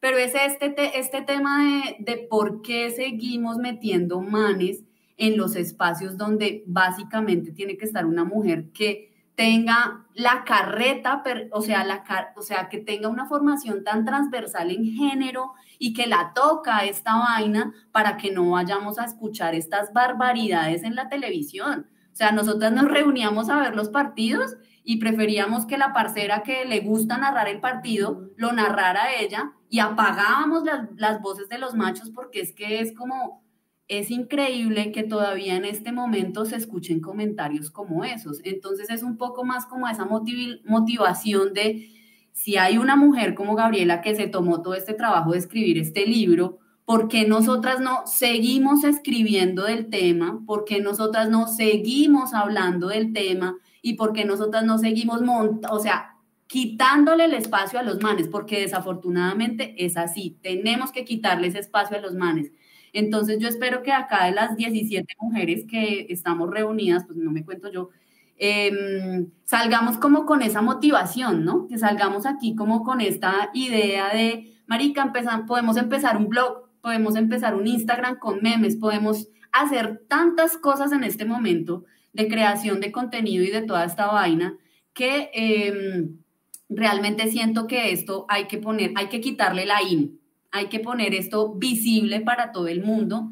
Creo que vamos en ese camino, pero todavía falta un montón y creo que faltan muchas más almas entregadas a ese proceso. Entonces, pues nada, esa era mi intervención. Muchas gracias. Creo que sí tiene un punto ahí, Catalina, que nos vuelve a recordar la importancia de la resistencia en estos espacios y la resistencia en los procesos y en las experiencias de las mujeres en el libro de Gabriela, pero también en general en el ámbito de fútbol practicado por mujeres. ¿Alguien más quisiera comentar algo? Sí, Ingrid. Antes de que hables, Ingrid, que se me olvidó en el espacio anterior, acabo de poner en el chat un enlace a un docs, un forms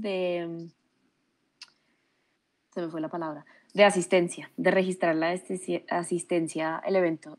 Si por favor lo pueden llenar antes de terminar este encuentro. Ahora sí, por favor, Ingrid, muchas gracias. Ya vale, yo creo que sí, que Catalina tiene razón. Y la verdad, eso es como una inquietud que yo tengo como permanentemente desde que comencé a acompañar el fútbol femenino, pues en la capacidad que me permite el acceso a la información también, que es muy jodido a veces.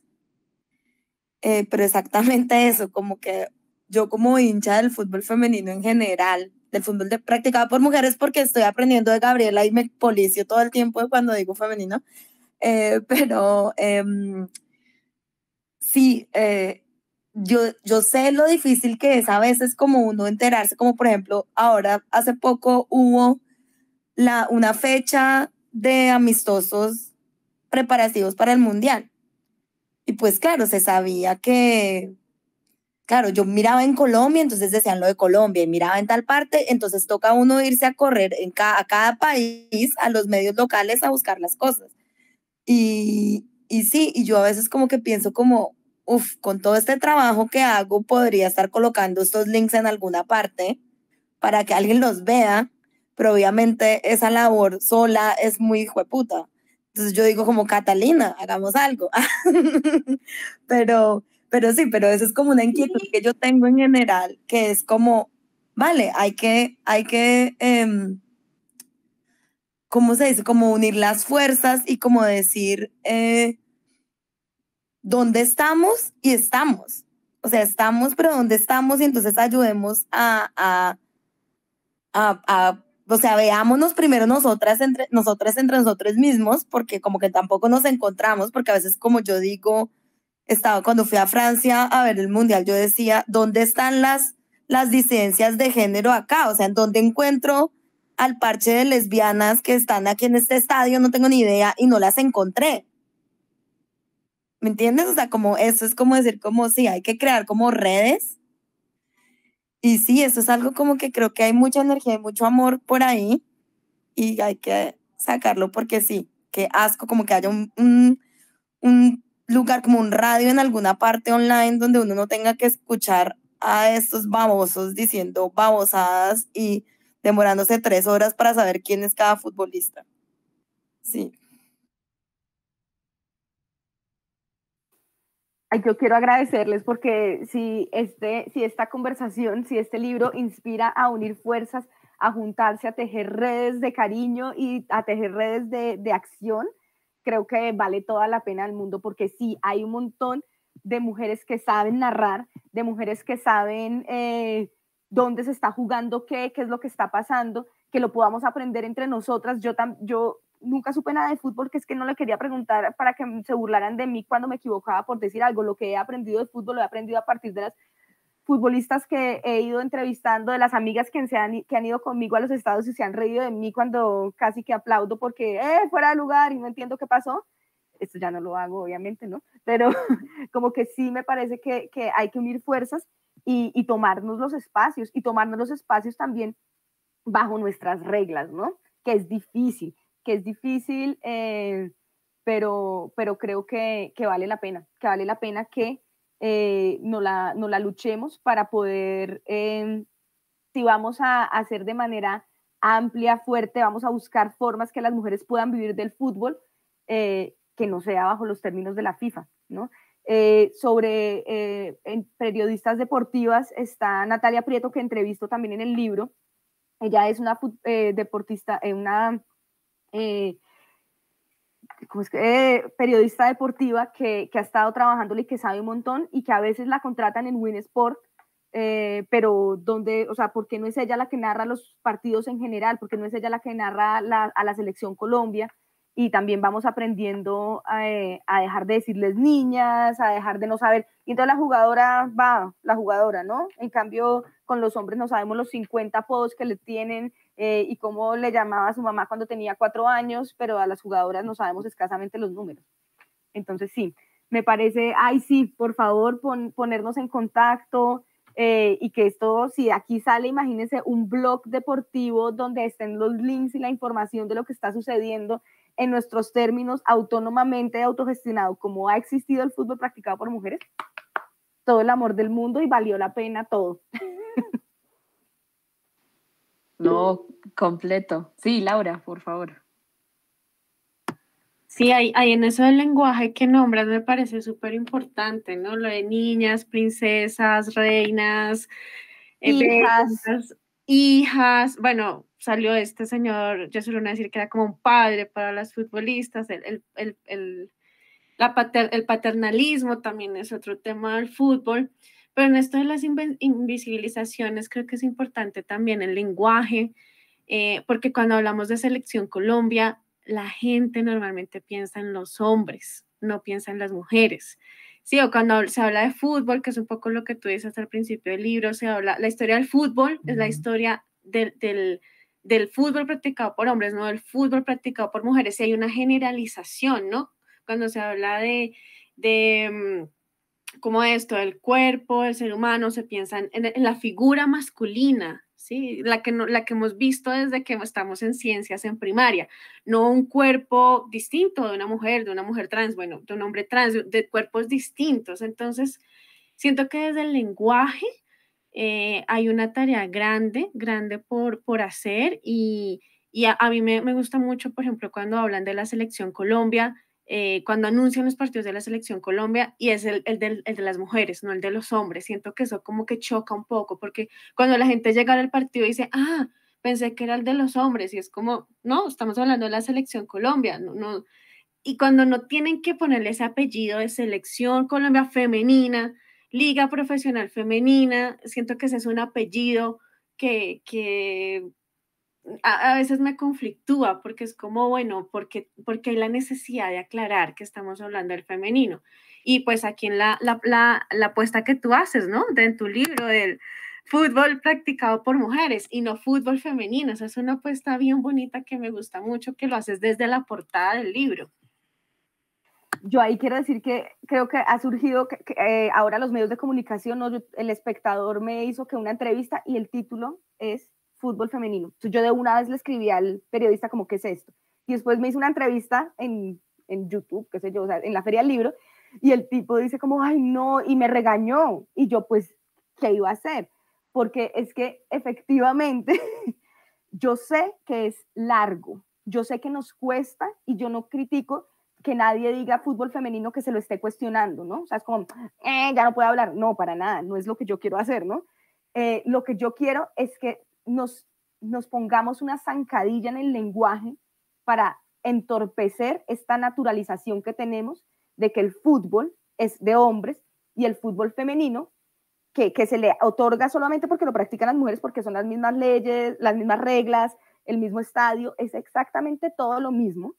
Y esto fue una lucha ganada, porque decían, bueno, las mujeres pueden jugar fútbol, pero que el estadio sea más pequeño, que el balón sea más chiquito, que los arcos sean más pequeños. Es como, no, se logra que tengan las mismas reglas, pero se les tiene que poner una característica, un apellido que diga qué es. El día que hablemos de fútbol y todas las personas pensemos en fútbol practicado por hombres y fútbol practicado por mujeres, le podemos quitar todo este larguero que yo pongo y que hace que nos descoloquemos. Pero esto es una apuesta por descolocarnos, por tropezarnos con el lenguaje y por transformar la forma como estamos pensando. Ingrid. Tienes el micrófono apagado.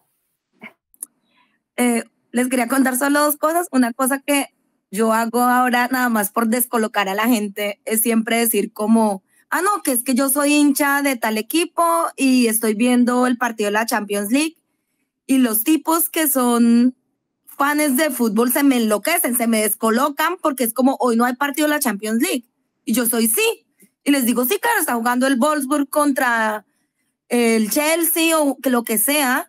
Y se quedan así como, o sea, me encantaría tener como una GoPro para verles la jeta que ponen de como, no, como yo sé todo de fútbol y estás hablando y estás diciendo basura. Y yo soy como, no, sí. Y después me dicen, y me dicen, es que es de las mujeres. Y yo, sí. Vale, esa es una.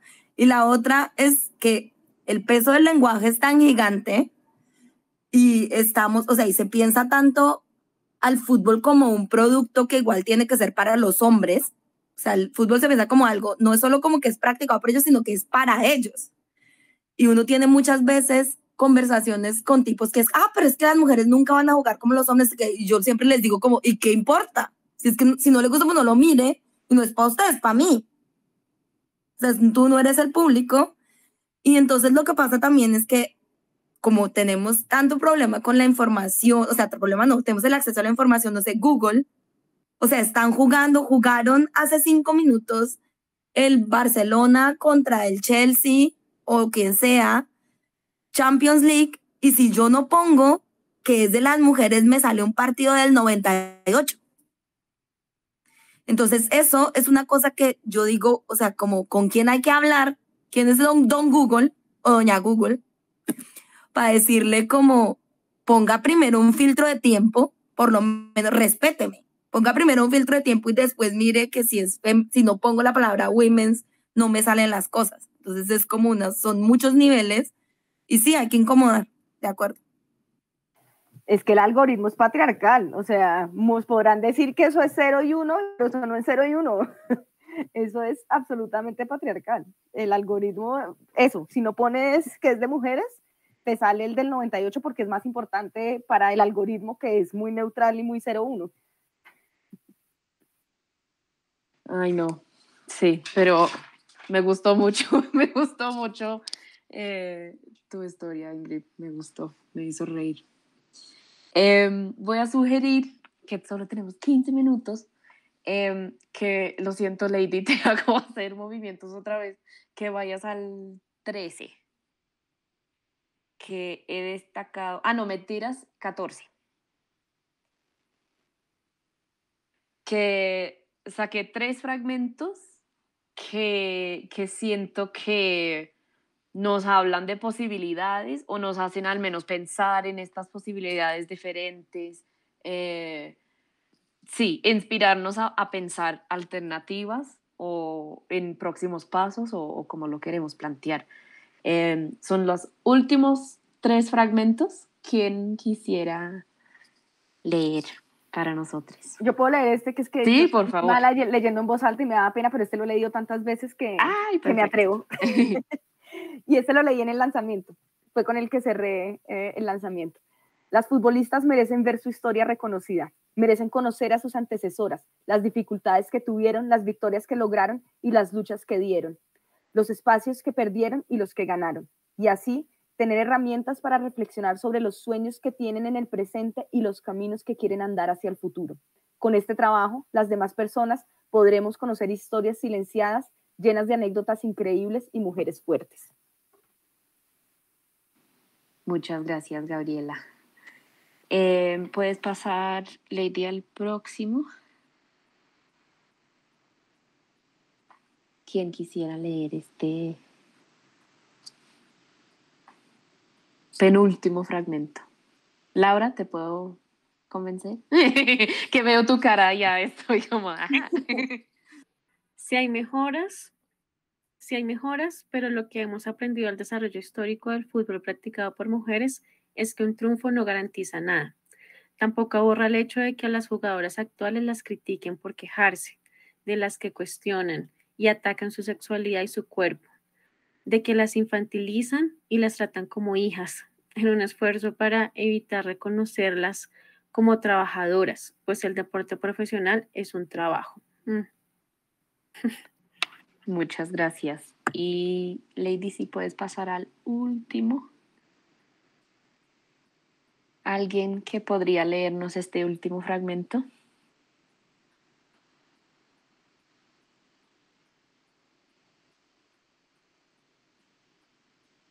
Bueno, voy a leer yo entonces, que este me gusta también.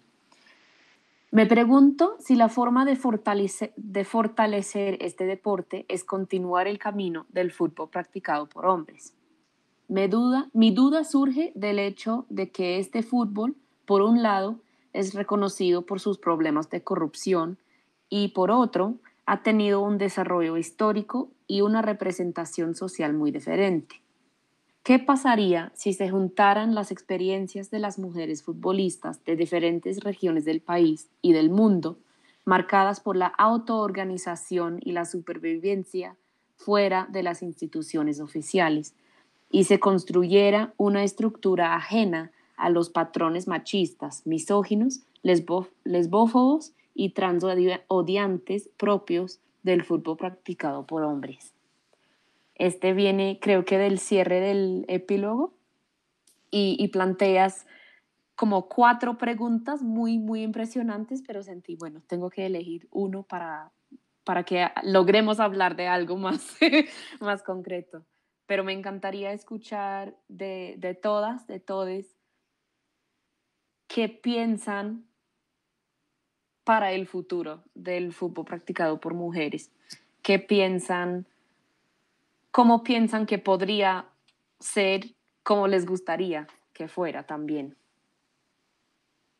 Solo quedan 11 minutos, así que aprovechamos al máximo. ¿Quién quisiera comentarnos algo?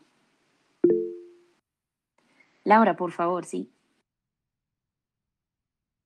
Bueno, a mí me gustó mucho esta última parte que acabas de leer porque siento que es una pregunta que me he hecho yo también un montón de veces y como que interpela todo el tiempo mi interés alrededor del fútbol practicado por mujeres. Incluso cuando hablo de ello en otros espacios, porque siento que es usual que digan como, bueno, entonces lo que quieren o lo que se espera, o incluso muchas veces lo que vemos que, no sé, organismos como la FIFA o las federaciones de fútbol intentan hacer con el fútbol practicado por mujeres es directamente simplemente equipararlo en términos económicos al fútbol practicado por hombres, ¿no? Entonces es como, bueno, entonces la cosa se resuelve y digamos, es decir, me parece justamente importante porque no, o sea, no quiere decir que sea menos importante también abordar esos temas. Y justamente creo que ahí está la riqueza, ¿no? Como esa línea delgada entre qué bueno que haya países en que se estén igualando, por ejemplo, las condiciones salariales de las jugadoras, qué bueno que haya países en donde el campo, por ejemplo, de las periodistas deportivas esté un poco más nivelado, qué bueno que estén surgiendo, digamos, como tantas alternativas, pero creo que en medio de todo eso es necesario mantener esa pregunta, ¿no? O sea, queremos que vaya hacia exactamente el mismo lugar del fútbol practicado por hombres, con las prácticas que sabemos que existe allí, o sea, con justamente la posibilidad de reconocer que esas mismas prácticas han sido, digamos, como que entran en ese círculo, como en la búsqueda de la cola, en la que finalmente ahí también está lo que ha llevado a que las condiciones en el fútbol practicado por mujeres pues no sean óptimas. Entonces me parece que es un cuestionamiento muy interesante y como muy pertinente mantener de manera presente a lo largo como de todo pues las investigaciones y bueno, todo lo que se hace alrededor del fútbol practicado por mujeres.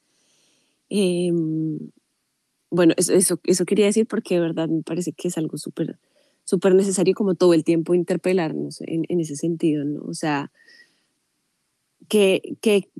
cómo lo queremos construir y cómo lo estamos haciendo justamente para que no sea simplemente el fútbol practicado por mujeres equiparado tal cual al fútbol practicado por hombres, además porque siento que en el fútbol practicado por mujeres, particularmente, por ejemplo, en el caso de, bueno, de la liga femenina o de las ligas de América Latina, bueno, no sé si se puede expandir a todo el mundo el ejemplo, pero creo que hay unas dinámicas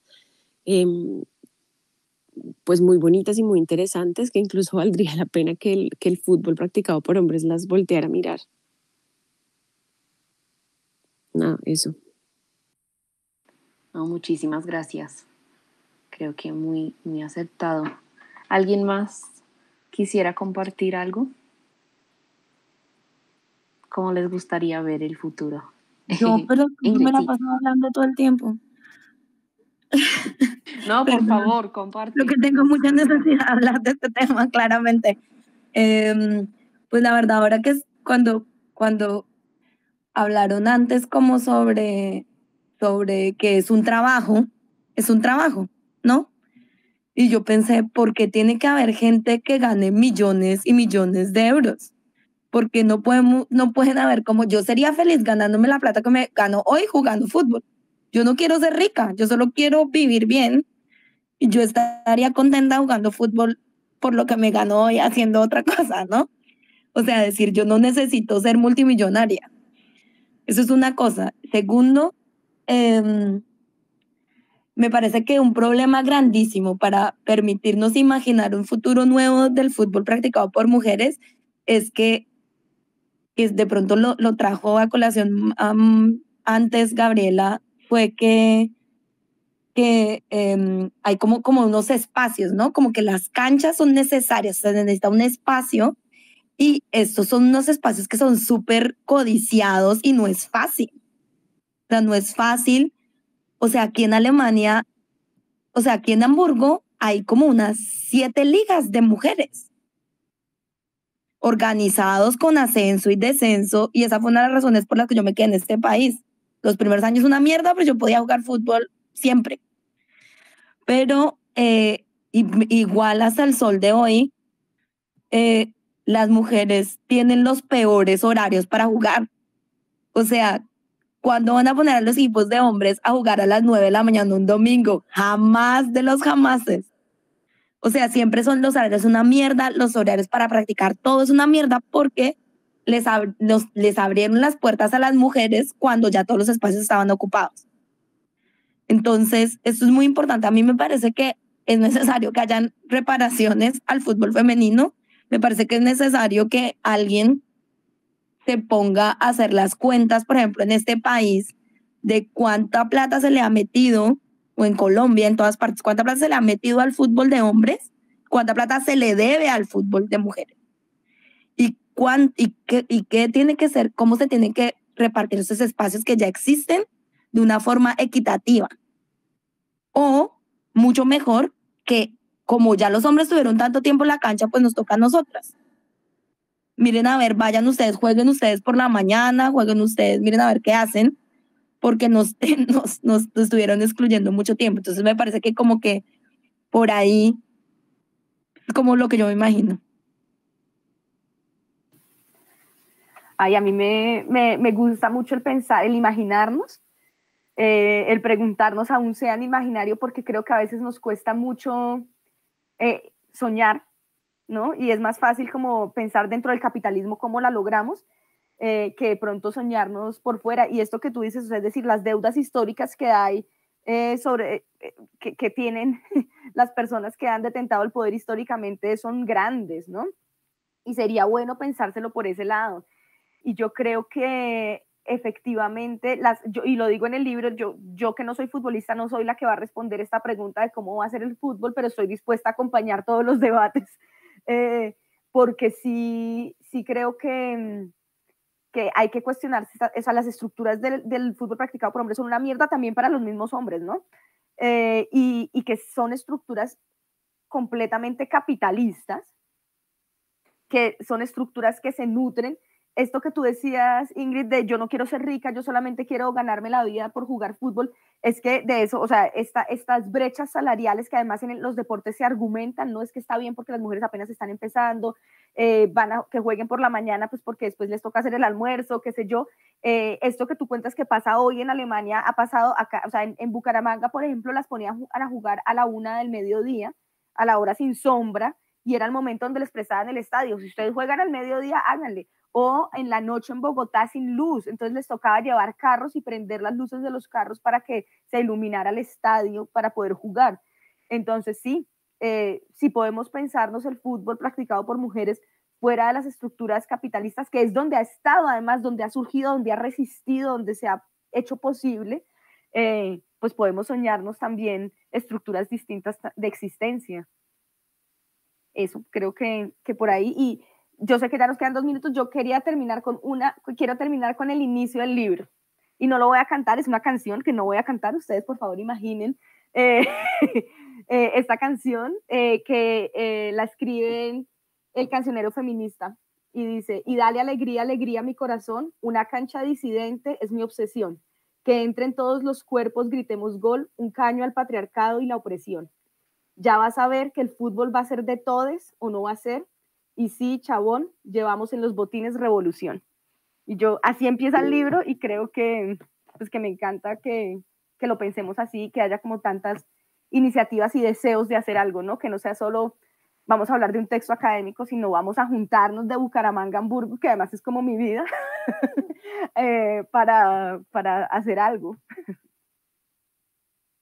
Ay, me encanta, qué bonito fragmento para ir cerrando.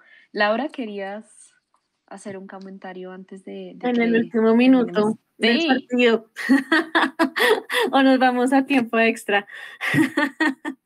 No, yo también quería volverme al principio del libro, porque al principio tú hablas de sanación, de que este libro puede ser una sanación, así lo entendí, referencias a Bell Hooks, frente a las historias, frente a la reivindicación de las mujeres que están entrevistadas, que cuentan sus historias, historias que tienen mucho dolor, y que también hoy, escuchándoles, hay historias aquí presentes que tienen mucho dolor también frente al fútbol y frente al patriarcado y frente al capitalismo. Entonces yo creo que esto también, finalmente lo que yo quisiera decir es que retomo esa idea con la que tú inicias el libro, que sea una invitación también para la sanación, para empezar a sanar ese dolor. Y con esa canción que tú dices al final, de pensarnos que el fútbol es para todos, y que yo creo también que de esto no podemos sacar a los hombres. Sé que las mujeres sé que las futbolistas la han llevado mal, sé que han sido las más golpeadas, pero yo creo que esto lo tenemos que hacer entre todos, de verdad. Es solamente la invitación final que les hago, y muchas gracias por el espacio. Gracias, Gabriela, eres una crack. Y gracias. No, gracias a ustedes por interesarse, en serio, mil gracias, me alegra mucho. Creo que un doctorado valió la pena, que es raro. Sí, valió la pena, porque uniste al menos a nosotras estar aquí hablándolo, y sí, creo que todas vamos con la energía para seguir conspirando y soñando futuros diferentes, alternativas, y reconociendo las experiencias vividas. Muchas gracias por estar aquí, a todas, a todes. Ha sido muy bonito. Vamos a tener otros espacios de lectura. Tenemos para confirmar en 2 semanas, pero el 9 de junio fijo vamos a tener otro círculo virtual en que vamos a leer fragmentos del libro de Franklin Hill Hernández sobre sexualidades, cartografías de sexualidades en Bogotá. Yo ya tengo los correos de todos ustedes, así que estaré enviando la información. Además que quería decir que muchas gracias, Gabriela, porque donó este libro a la Biblioteca Digital Feminista, y va a estar en el Fondo de Documentación Mujer y Género en la Universidad Nacional. Siempre toma un poquito para que lo registren y todo, pero va a estar ahí, entonces eso también es muy bonito para nosotras. Veo que había una mano levantada, pero se fue. Bueno, muchísimas gracias. Entonces, cerramos para que también disfruten de su noche de viernes. Y estaremos en contacto seguramente. Las personas que estaban ahí conversando sobre estar en contacto, envió un correo para que tengan el contacto ahí entre ustedes. Muchas gracias.